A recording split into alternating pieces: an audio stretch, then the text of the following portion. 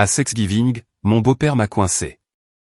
Calista, pour la protection de tous, ajoute nos noms à ton acte de propriété. J'avais acheté la maison bien avant de rencontrer leur fils. Mais lorsque l'agent immobilier a sorti les registres de propriété, leurs visages sont devenus livides. Le dîner de Thanksgiving était à peine terminé que Lawrence Brennan m'a piégé dans le couloir, juste devant ma propre salle de bain. Son eau de Cologne m'a frappé en premier. Cette odeur coûteuse de bois de santal, qui précédait toujours une leçon sur la responsabilité fiscale, ou sur la planification successorale. Mon mari, Case, était dans le salon avec sa mère, Virginia, inconscient de ce qui allait se dérouler. Calista, nous devons discuter de quelque chose d'important, a commencé Lawrence, sa voix portant ce ton autoritaire qu'il avait perfectionné au cours de ses 30 années en tant qu'avocat d'affaires. Virginia et moi avons passé en revue la situation financière de notre famille, et nous étions inquiets concernant la protection des actifs. Je me suis appuyé contre le mur, déjà épuisé d'avoir cuisiné depuis 6 heures ce matin-là. La maison sentait la sauge et les légumes rôtis, des parfums qui auraient dû apporter du réconfort, mais qui semblaient au contraire suffocants, alors que Lawrence envahissait mon espace personnel. Votre propriété ici, a-t-il continué, en faisant un geste vague vers les plafonds voûtés et les meubles encastrés sur mesure, pour lesquels j'avais économisé pendant des années. Elle a une grande valeur. Avec le climat économique actuel, nous pensons qu'il serait prudent d'ajouter nos noms à l'acte de propriété. Juste comme mesure de sécurité, tu comprends. Mon estomac s'est noué. Ce n'était pas une suggestion. Lawrence Brennan ne faisait pas de suggestions. Il donnait des directives enveloppées de sollicitude, présentant toujours son contrôle comme une protection. Pour la sécurité de tous, a-t-il ajouté, ses yeux bleu pâle fixés sur les miens avec une intensité qui me donnait la chair de poule. Dieu préserve qu'il arrive quelque chose à Case, ou à toi. Nous devons nous assurer que cet actif reste dans la famille. J'avais acheté cette maison en mars 2018, 3 ans avant que Case et moi ne matchions sur cette application de rencontre. L'acompte provenait de mon héritage après le décès de ma grand-mère, de l'argent qu'elle m'avait laissé spécifiquement, après avoir vu ma mère lutter à travers 2 divorces. Les paiements hypothécaires provenaient de mon salaire en tant que graphiste senior. Chaque euro, gagné par mes propres mains. Je vais y réfléchir, ai-je réussi à dire, ma voix plus stable que je ne me sentais. L'expression de Lawrence s'est durcie. Nous ne demandons pas grand-chose, Calista. Juste une protection juridique de base. À moins qu'il n'y ait une raison pour laquelle tu voudrais refuser une demande aussi raisonnable. L'implication flottait dans l'air comme de la fumée, refusée, et je serais marqué comme suspecte, égoïste, cachant quelque chose. Les Brennan excellaient dans ce genre de manipulation, emballant leurs exigences comme des tests de loyauté familiale. Case m'a trouvé dans cette cuisine 1 heure plus tard, récurant la rôtissoire avec plus de force que nécessaire. Ses cheveux bruns étaient ébouriffés par sa sieste d'après-dîner, et il portait cette expression confuse qu'il avait toujours lorsqu'il naviguait entre ses parents et moi. Maman a mentionné que papa t'avait parlé de cette histoire d'acte, a-t-il dit, attrapant un petit pain restant. Ce n'est pas une mauvaise idée, tu sais, juste de la paperasse. Juste de la paperasse. Comme si céder la copropriété de ma maison équivalait à mettre à jour notre abonnement Netflix. Case, j'ai acheté cette maison avant notre rencontre, avec mon argent. Pourquoi ajouterais-je les noms de tes parents à ma propriété? Il a tressailli à la dureté de mon ton. Notre propriété, Cal, nous sommes mariés. Mon nom est le seul sur cet acte. Le mien. Parce que je l'ai acheté. Je l'ai payé, et je paie l'hypothèque chaque mois depuis. Le visage de Case a rougi. Cette colère défensive qui émergeait chaque fois que quelqu'un remettait en question la logique de la famille Brennan. Ils essaient juste d'aider. Papa s'y connaît en droit successoral. Il nous protège. De quoi exactement? Des complications? Des problèmes juridiques s'il arrive quelque chose. Pourquoi es-tu si difficile à ce sujet? J'ai posé la casserole avec un fracas qui a résonné dans la cuisine. Je suis difficile parce que ton père m'a coincé dans mon propre couloir, et a exigé que je lui cède une partie de ma maison. Ce n'est pas de la protection, Case. C'est une prise de pouvoir. Tu deviens paranoïaque. Ces 3 mots ont mis fin à la conversation. Case a attrapé un autre petit pain et s'est retiré dans le salon où ses parents attendaient, probablement curieux de savoir ce qui prenait tant de temps. Je suis resté devant l'évier, les mains plongées dans l'eau froide et grasse, me demandant comment j'en étais arrivé là. Le lendemain matin, j'ai appelé mon amie Paige. Elle me connaissait depuis l'université, à l'époque où je cherchais encore qui je voulais être. Nous avions traversé ensemble de mauvaises relations, des changements de carrière et des drames familiaux. Si quelqu'un pouvait comprendre cette situation, c'était Paige. Ils veulent quoi? Elle a pratiquement crié dans le téléphone. J'ai répété la demande de Laurence alors que j'étais assise dans ma voiture devant l'épicerie, ayant besoin de l'intimité que ma propre maison ne m'offrait plus. Calista, c'est de la folie. Pourquoi ajouterais-tu leur nom à ton acte? Case pense que c'est logique. Planification successorale, protection des actifs, tout ce jargon juridique que son père adore. Paige est restée silencieuse un moment. Tu te souviens quand les parents de Case ont insisté pour être ajoutés à votre compte chèque commun? Et tu as accepté parce que ça semblait plus simple que de se battre. Je m'en souvenais. Ils avaient présenté cela comme une aide à notre budget, offrant des conseils financiers aux jeunes mariés. En moins de 3 mois, Virginia remettait en question chaque achat que je faisais, appelant pour demander pourquoi j'avais dépensé 40 € chez Target, ou pourquoi j'avais emmené Case manger des sushis. J'avais fermé ce compte et en avais ouvert un nouveau à mon nom uniquement, ce qui avait conduit à une guerre froide d'1 mois avec les Brennan. C'est différent, ai-je dit, bien que je n'étais pas sûr d'y croire. Est-ce que c'est différent, ou est-ce le même schéma emballé dans du papier plus chic? Après avoir raccroché avec Paige, je me suis assise sur le parking et j'ai fait quelque chose que j'aurais dû faire au moment où Laurence m'avait coincé. J'ai appelé une avocate spécialisée en immobilier, pas l'un des collègues ou partenaires de golf de Laurence, mais quelqu'un sans aucun lien avec le réseau de la famille Brennan. Brenda Carrel avait un bureau au centre-ville, dans l'un de ces bâtiments historiques reconvertis avec des briques apparentes et des plantes partout. Elle a écouté mon histoire sans m'interrompre, ses yeux sombres perçant derrière des lunettes rectangulaires. Laissez-moi être très clair, a-t-elle dit quand j'ai fini. Si vous ajoutez leur nom à votre acte, ils deviennent copropriétaires. Cela signifie qu'ils ont leur mot à dire, à part égale, dans toute décision concernant cette propriété. Vendre, refinancer, rénover, tout nécessite leur approbation. Mais c'est ma maison. Plus maintenant. Si vous faites cela, les retirer plus tard est presque impossible sans leur consentement, ou un litige coûteux. Mes mains tremblaient.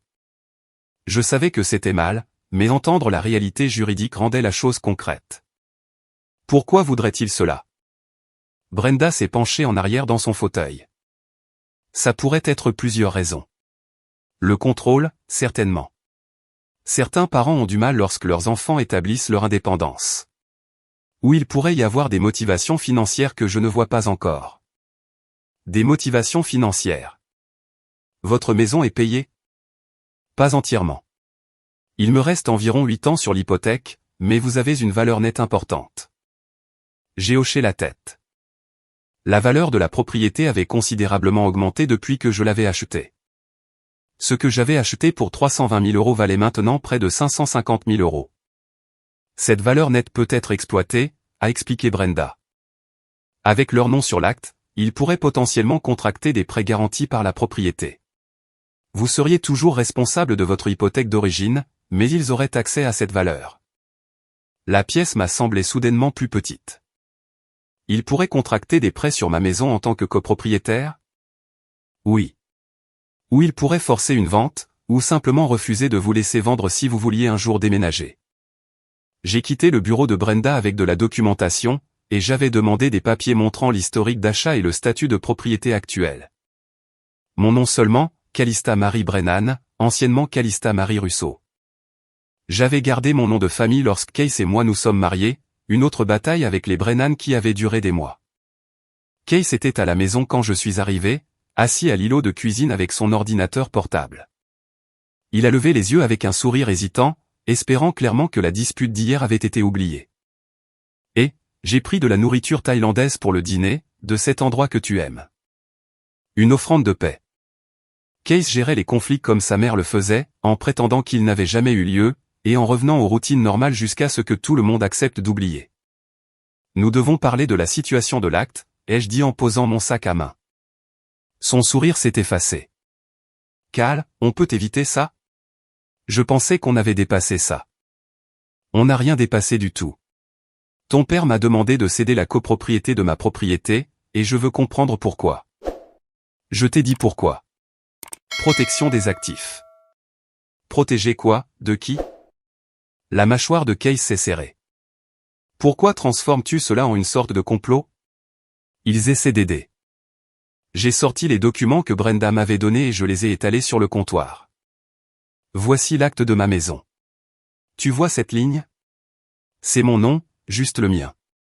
J'ai acheté cette propriété en mars 2018, 3 ans avant même notre rencontre. Je sais quand tu l'as achetée. Alors tu comprends pourquoi ajouter les noms de tes parents n'a aucun sens juridique ou financier.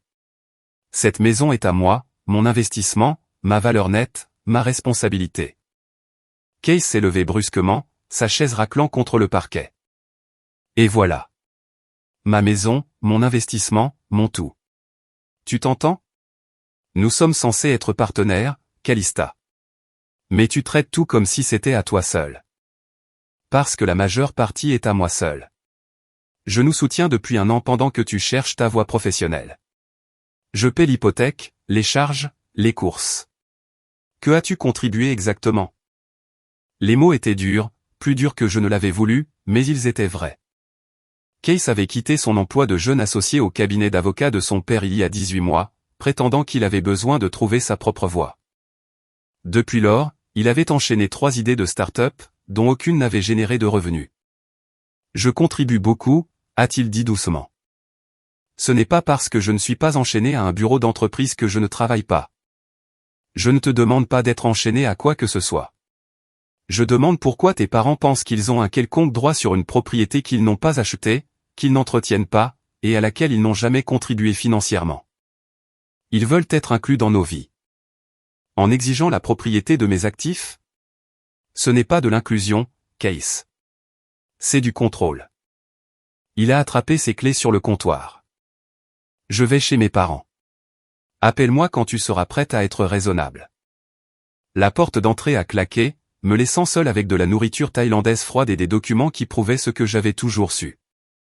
Cette maison était la mienne, mais d'une manière ou d'une autre, ce fait était devenu un défaut de caractère. Virginia a appelé le lendemain matin. J'ai laissé aller sur la messagerie vocale, puis j'ai écouté son message en buvant du café sur ma véranda arrière. Calista chérie, Case a mentionné que tu as quelques inquiétudes concernant l'arrangement de l'acte. Je pense qu'il y a eu un malentendu. Pourquoi ne viendrais-tu pas cet après-midi?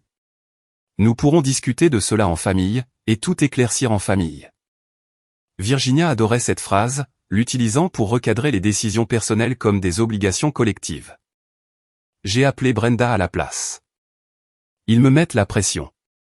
Mon mari, ses parents, agissant comme si j'étais déraisonnable. Vous n'êtes pas déraisonnable. Vous êtes intelligente. Ne signez rien. N'acceptez rien. Et n'allez surtout pas à des réunions de famille sans représentation juridique. Ils diront que je suis paranoïaque. Laissez-les dire. Vos instincts sont juste ici, Calista. Quelque chose à ce sujet ne me semble pas correct non plus. Cet après-midi-là, au lieu d'aller chez les Brennan, je suis allé au bureau d'enregistrement du comté. Je voulais vérifier quelque chose, un soupçon lancinant qui grandissait depuis ma réunion avec Brenda. L'employé m'a aidé à sortir les registres de propriété pour la maison familiale des Brennan, la vaste demeure coloniale où Case avait grandi. Ce que j'ai trouvé m'a glacé le sang. Leur maison était hypothéquée jusqu'au cou. De multiples prêts, des refinancements, une marge de crédit hypothécaire qui était plafonnée. Laurence et Virginia, qui se présentaient comme des piliers financièrement sûrs de la communauté, se noyaient dans une dette garantie par leur propriété. J'ai sorti plus de dossiers. L'immeuble de bureau de Laurence, qu'il était censé posséder purement et simplement, était également lourdement hypothéqué. Chaque propriété associée au nom Brennan était exploitée à sa valeur maximale. Mon téléphone a sonné. Le nom de Case est apparu sur l'écran. Où es-tu? A-t-il exigé. Mes parents attendent. Je suis au centre-ville, au bureau d'enregistrement du comté. Silence. Puis, pourquoi serais-tu là-bas? Je regarde les registres de propriété. Savais-tu que la maison de tes parents est sur le point d'être saisie? Plus de silence, plus long cette fois. Ce ne sont pas tes affaires. Ça devient mes affaires quand ton père essaie d'ajouter son nom à mon acte.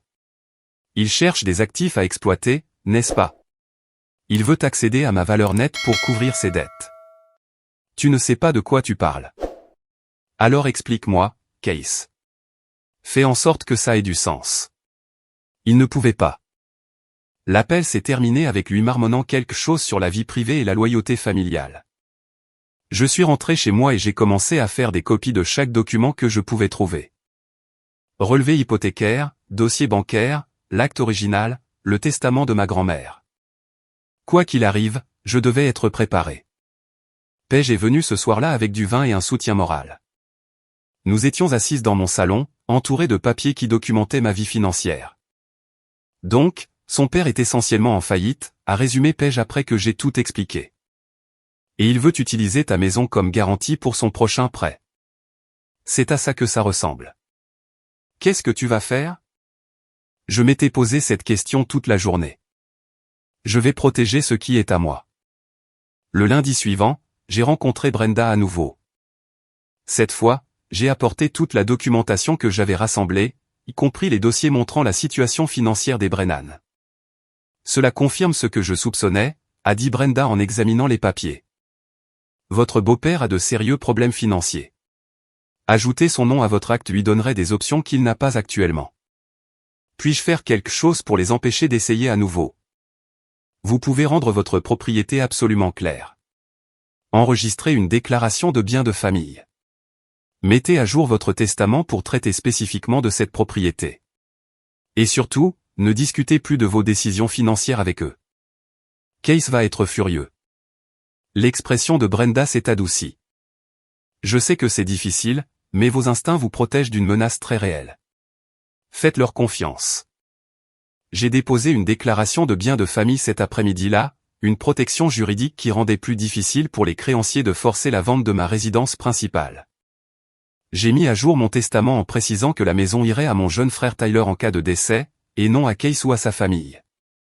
Tyler vivait maintenant dans l'Oregon, travaillant comme ingénieur, et nous avions toujours été proches malgré la distance.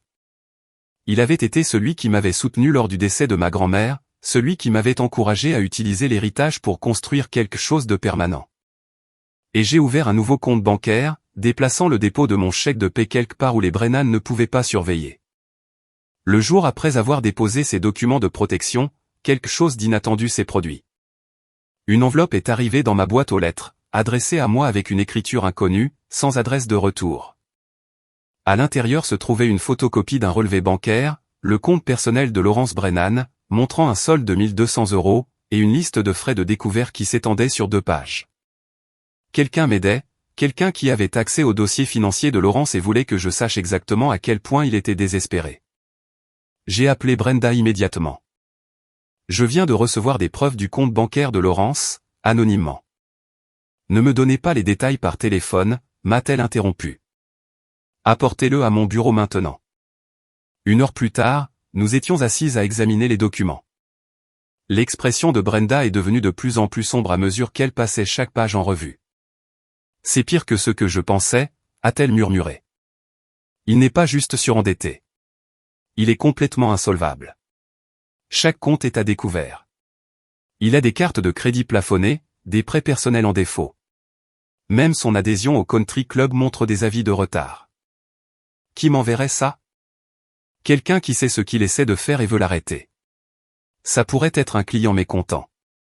Un ancien partenaire commercial, peut-être même quelqu'un de sa propre famille. L'appel téléphonique de Melissa Brennan est arrivé 2 jours plus tard, bien que je ne savais pas encore qui elle était. Elle a demandé à me rencontrer en personne, suggérant un café à l'opposé de la ville par rapport à l'endroit où vivaient les Brennan. Elle était plus jeune que Lawrence d'au moins 15 ans, avec des yeux gentils et une énergie anxieuse qui me rappelait un oiseau piégé. Nous nous sommes assises dans un box en coin, loin des autres clients. Je vous ai envoyé ces relevés bancaires, a-t-elle dit sans rien commander. Je sais que c'était risqué, peut-être illégal, mais je ne pouvais pas le regarder faire ça à une autre personne. J'ai encore des contacts dans le cercle intime de la famille, des gens qui travaillent pour Lawrence, des gens qui ont vu de quoi il est capable. Obtenir votre adresse n'a pas été difficile une fois que j'ai su que vous existiez. Vous êtes la sœur de Lawrence. Malheureusement, oui. Bien que je ne lui ai pas parlé depuis 8 ans, pas depuis qu'il a détruit mon entreprise et m'a blâmé pour son vol. L'histoire s'est déversée au cours de l'heure suivante.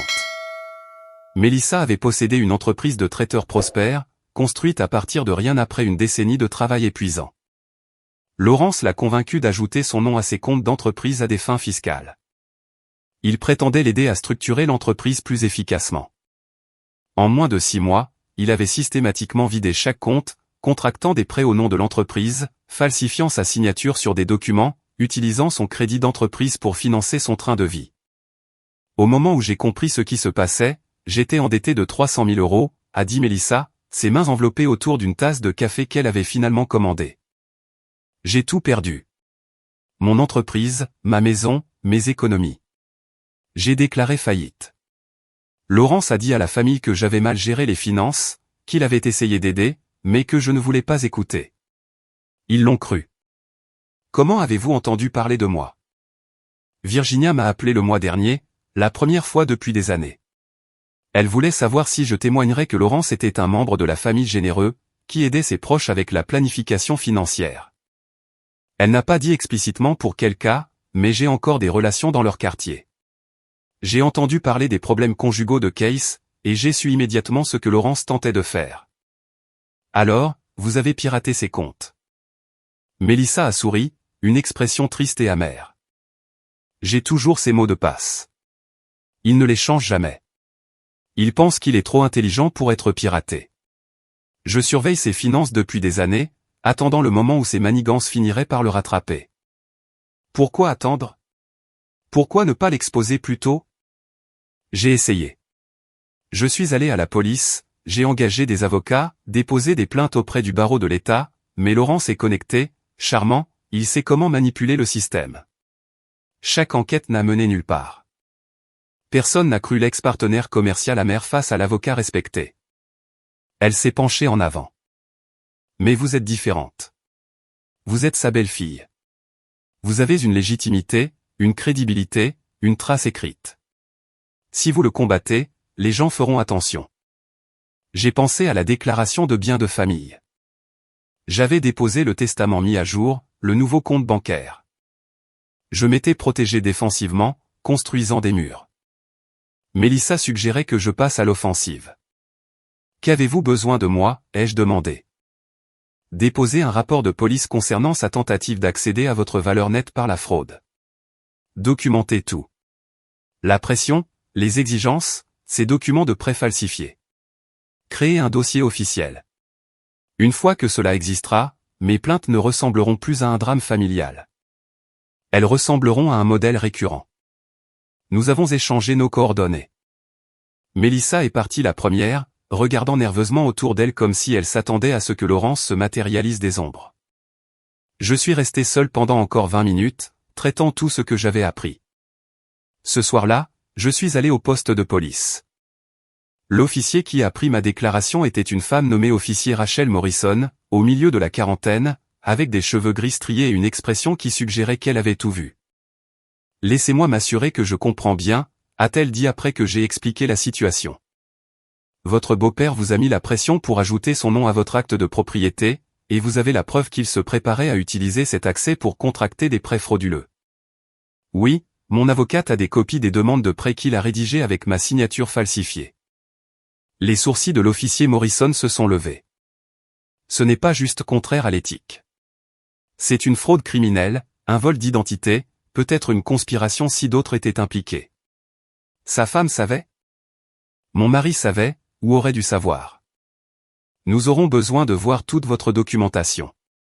Ce genre d'exploitation financière implique souvent plusieurs victimes. Si votre beau-père a déjà fait cela, il se peut qu'il y en ait d'autres qui ne se sont pas manifestés. J'ai remis des copies de tout ce que Brenda avait compilé. L'officier Morrison a feuilleté les pages, son expression devenant plus dure à chaque document. Madame Brennan, je vais être honnête avec vous. Les affaires comme celle-ci sont difficiles à poursuivre.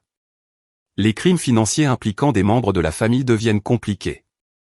Les accusés prétendent qu'il y a malentendu, disent qu'ils avaient la permission, accusent les victimes de mentir par vengeance. Les jurys sont désorientés par la dynamique émotionnelle. Donc, vous n'allez pas enquêter.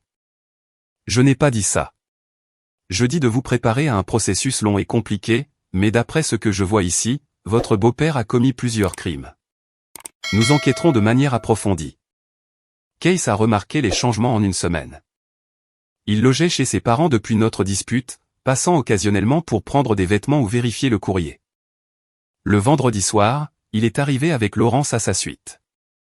Nous devons parler, a annoncé Case, passant devant moi pour entrer dans le salon. Laurence a suivi, son expression plus dure que je ne l'avais jamais vue. Ils se sont tous deux assis sur mon canapé comme si c'était une réunion d'affaires, me laissant debout maladroitement dans mon propre espace. Case me dit que tu as enquêté sur nos affaires financières privées, a commencé Laurence, sa voix glaciale.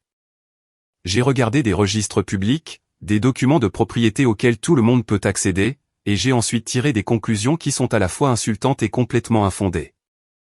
Sont-elles infondées? Parce que ces registres montrent de multiples hypothèques, des prêts en défaut et des avis de saisie. Ce n'est pas une interprétation, Laurence. C'est de la documentation. Son visage a rougi. Notre situation financière est complexe. Nous avons fait des investissements qui nécessitent des ajustements de liquidité temporaires. En hypothéquant tout ce que vous possédez. Tu n'as aucun droit de juger des décisions que tu ne comprends pas. Case s'est levé brusquement. Tu vois, c'est ce à quoi je suis confronté, papa. Elle est complètement paranoïaque et irrespectueuse. Je me suis tourné vers mon mari, cet homme que j'avais assez aimé pour l'épouser, et j'ai vu un étranger. Je me protège contre des gens qui veulent voler ma valeur nette pour couvrir leurs mauvais investissements. Ce n'est pas de la paranoïa. C'est du bon sens. Voler? La voix de Laurence s'est élevée. Nous sommes une famille, Calista. La famille s'entraide dans les moments difficiles. En cédant ma maison? Ce n'est pas de l'aide. C'est une garantie. Tu es dramatique et égoïste. Nous avons élevé Case pour qu'il valorise la famille avant l'argent, mais apparemment tu ne partages pas ses valeurs. La manipulation était si flagrante qu'elle m'a presque fait rire. Des valeurs. Vous voulez me faire la leçon sur les valeurs, tout en essayant de m'escroquer ma propriété. Case s'est avancé vers moi. Son expression était un mélange de colère et de désespoir. Ajoute juste leur nom à l'acte, Cal. Arrête de rendre ça plus difficile que nécessaire. Non. Un mot, mais il a tout changé. La pièce est devenue silencieuse. Laurence s'est levée lentement, ses mouvements délibérés. Si tu refuses d'aider cette famille, a-t-il dit prudemment, il y aura des conséquences. Est-ce que tu me menaces? Je t'informe. Case est notre fils.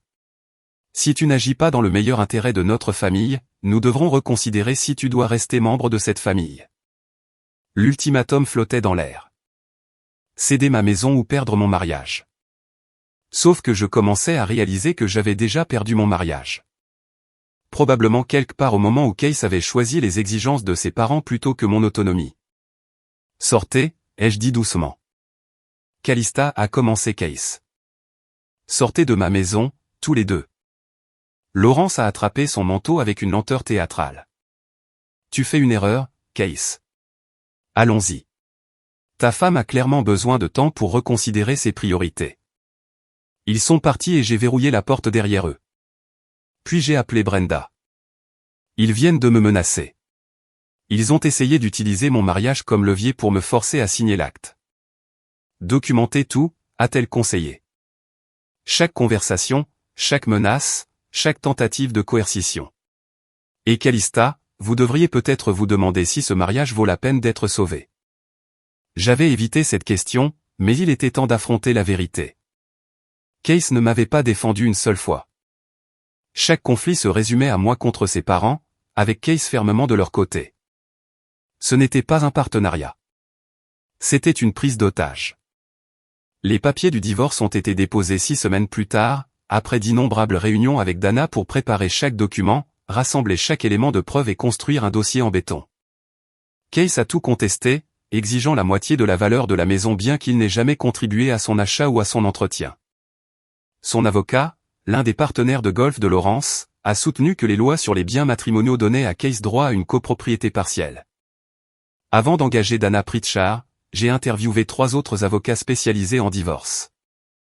Le premier, un homme nommé Gordon Fletcher, m'a dit que je devais considérer la contribution émotionnelle de Case à la maison.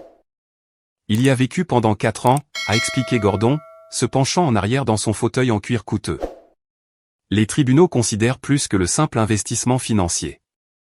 Il y a l'effort personnel, le soutien émotionnel, l'aspect partenariat du mariage. Il n'a pas fourni de soutien émotionnel, ai-je dit. Il a permis la tentative de vol de ses parents. Gordon a bougé mal à l'aise. C'est une caractérisation sévère, Madame Brennan. Du point de vue du tribunal, cela ressemble à un désaccord familial sur la gestion des actifs. Je suis sorti de son bureau et je n'ai jamais regardé en arrière. La deuxième avocate, une femme nommée Jennifer Valdez, semblait plus prometteuse au début. Elle a examiné mes documents avec une attention minutieuse, a posé des questions pointues sur la chronologie des événements, et a hoché la tête de manière approbatrice devant les preuves que j'avais compilées. Vous avez un dossier solide pour une propriété séparée, a-t-elle dit. Mais je dois vous avertir, combattre les Brennan coûtera cher.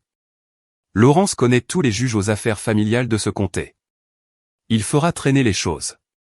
Il déposera motion après motion. Il fera de votre vie un enfer aussi longtemps que possible. Donc, je devrais juste abandonner. Je dis d'être réaliste quant au coût. Les frais juridiques pourraient dépasser les 100 000 €. Est-ce que garder la maison vaut autant pour vous? La question m'a fait bouillir le sang. Est-ce que garder ma propre propriété valait la peine de se battre? Quel genre de question était-ce? Le troisième avocat était un jeune homme, fraîchement sorti de l'école de droit, enthousiaste et sérieux, mais clairement dépassé. Il n'arrêtait pas de parler de ma maison comme du domicile conjugal malgré mes corrections répétées, et suggérait la médiation comme la voie la plus harmonieuse. La médiation exige que les deux parties négocient de bonne foi, lui ai-je dit. Les Brennan n'opèrent pas de bonne foi. Ils opèrent dans la manipulation et la fraude. C'est un état d'esprit très conflictuel, Madame Brennan. Peut-être que si vous abordez cela avec plus d'ouverture. Je suis parti avant qu'il ne puisse finir cette phrase. Dana Pritchard était différente dès le moment où je suis entré dans son bureau. Pas de fauteuil en cuir coûteux ni de mur de diplôme pour flatter l'ego, juste un espace fonctionnel avec des dossiers empilés partout, et une femme qui me regardait comme si elle voyait réellement ce à quoi j'étais confronté. Laissez-moi deviner, a-t-elle dit avant même que j'aie fini d'expliquer. Vous avez déjà parlé à d'autres avocats qui vous ont dit d'être raisonnable. De considérer les sentiments de Case. De penser au coût du combat. Comment le saviez-vous? Parce que c'est ce qu'ils disent toujours aux femmes qui essaient de protéger leurs actifs contre des hommes prédateurs et leurs familles. Ils présentent votre autodéfense comme une agression, vos limites comme de l'égoïsme. Elle a sorti un bloc-notes jaune. Voici ce que je dis à mes clients. Votre propriété est votre propriété. S'il ne l'a pas achetée, ne la paie pas, n'a aucun droit légal dessus, alors il ne l'a pas. Point final. Je me fiche de savoir à quel point ses sentiments sont blessés. Je l'ai engagé sur le champ. Mon avocate, une femme féroce nommée Dana Pritchard, qui se spécialisait dans les droits de propriété des conjoints, avait d'autres idées. Ils vont argumenter sur le mélange des actifs, a expliqué Dana lors de notre première réunion, en disant que parce que vous avez été mariés et avez vécu dans la maison ensemble, il a une part de propriété. Mais mon nom est le seul sur l'acte. Exactement. Et vous avez la preuve de fonds séparés pour la compte, la preuve de paiements hypothécaires uniques, et la documentation de la tentative de fraude. Cette dernière partie est essentielle. Les procédures judiciaires ont été brutales. Laurence s'asseyait derrière Case lors de chaque audience, chuchotant des conseils, me foudroyant du regard chaque fois que nos yeux se croisaient. Puis, les documents de prêt falsifiés ont été présentés comme preuve. Laurence s'est levée brusquement, son avocat lui attrapant le bras pour le rasseoir, les yeux du juge fixés sur lui. Monsieur Brennan, je vous conseillerais vivement de consulter un avocat distinct concernant les documents de prêt soumis comme preuve. Le bureau du procureur recevra des copies de ce dossier. Le marteau est tombé. J'avais gagné. La maison restait la mienne, entièrement la mienne, sans aucune réclamation de Case ou de ses parents. Le juge a ordonné à Case de payer mes frais juridiques, et a émis une ordonnance restrictive empêchant Laurence de me contacter ou d'effectuer toute transaction financière utilisant mon nom. À l'extérieur du palais de justice, Page m'a enveloppé dans une étreinte qui m'a presque renversé. Tu l'as fait. Tu l'as vraiment fait. Je l'avais fait, mais la victoire semblait creuse. J'avais perdu mon mariage, gagné des ennemis en mes anciens beaux-parents, et passé 8 mois à me battre pour quelque chose qui n'aurait jamais dû être contesté. Dana est apparue à côté de nous, sa mallette en cuir serrée professionnellement. Félicitations. C'était l'une des décisions les plus satisfaisantes que j'ai vues depuis des années. Que se passe-t-il maintenant avec les documents de prêt de Laurence? Le procureur va enquêter. S'il détermine qu'il a commis une fraude, il pourrait faire face à des accusations criminelles. Au minimum, sa carrière juridique est terminée une fois que le barreau de l'État aura examiné ce dossier. J'ai regardé Case monter dans la voiture de ses parents à travers le parking. Virginia pleurait. Le visage de Laurence était de marbre. Ils avaient tout misé sur l'acquisition de ma propriété et avaient perdu de façon spectaculaire. Le divorce a été finalisé 4 mois plus tard, après l'expiration des périodes d'appel et le traitement de tous les documents par le système. Case a eu ses vêtements, son ordinateur portable et quelques meubles que nous avions achetés ensemble. J'ai gardé la maison, mes comptes et ma dignité. Mais l'histoire ne s'arrête pas là. 3 mois après le divorce, j'ai reçu un appel d'un numéro inconnu. La femme s'est identifiée comme Melissa Brennan, la jeune sœur de Laurence. J'ai entendu parler de ce qui s'est passé, a-t-elle dit sans préambule. Je voulais que vous sachiez que Laurence monte ses combines depuis des années. Il m'a fait quelque chose de similaire il y a 10 ans, m'a convaincu de mettre son nom sur mes comptes d'entreprise. Au moment où j'ai réalisé ce qui se passait, il avait tout vidé. Pourquoi me dites-vous cela? Parce que la famille a besoin de savoir ce qu'il est. J'ai déposé une plainte auprès du barreau de l'État. D'autres se manifestent maintenant. Des clients qu'il a escroqués au fil des ans. Votre cas a tout fait éclater. Dans les 18 mois, Laurence a été radiée du barreau. L'enquête a révélé des décennies de manipulation financière, de documents falsifiés et d'exploitation de clients qui lui faisaient confiance. Virginia a demandé le divorce, affirmant qu'elle n'était pas au courant de ses activités, malgré son propre témoignage au tribunal où elle avait admis soupçonner ses manigances. Case m'a envoyé un email des mois plus tard, d'une adresse que je ne reconnaissais pas. Je suis désolé. J'aurais dû voir ce qu'il faisait. J'aurais dû te protéger au lieu de les protéger, eux. J'ai été élevé pour croire que la famille passait avant tout, mais je ne comprenais pas. Ils m'ont appris à être complice de leur combine. Je suis en thérapie maintenant pour essayer de comprendre comment je suis devenu cette personne. Je n'ai jamais répondu. Certaines excuses arrivent trop tard. Je vis toujours dans ma maison, celle que j'ai achetée avec l'héritage de ma grand-mère et mon propre argent durement gagné. Parfois, je marche à travers les pièces et je me souviens de la bataille qu'il a fallu pour les garder. Les plafonds voûtés, les meubles encastrés sur mesure, le jardin où je bois mon café du matin. Tout cela reste à moi. Paige vient la plupart des dimanches. Nous cuisinons le dîner ensemble, buvons du vin sur la véranda et parlons de tout sauf des Brennan. Je sors à nouveau avec des gens, menant prudemment avec honnêteté sur mon passé et mes limites. Le mois dernier, j'ai croisé Case dans un café. Il avait l'air différent, plus mince, fatigué, plus vieux d'une certaine manière. Nous avons échangé des plaisanteries maladroites. Il m'a dit qu'il avait déménagé dans un autre état, commencé à travailler comme enseignant, et coupé les ponts avec Laurence entièrement. Je suis content que tu aies riposté, a-t-il dit avant de partir. Quelqu'un devait les arrêter. J'ai regardé partir cet étranger, qui était autrefois mon mari, et je n'ai ressenti que du soulagement. Le soulagement d'avoir fait confiance à mes instincts, d'avoir refusé de signer cet acte, d'avoir été assez courageuse pour protéger ce qui était à moi. L'agent immobilier qui m'avait aidé à acheter cette maison a appelé récemment. La valeur des propriétés dans le quartier a continué d'augmenter.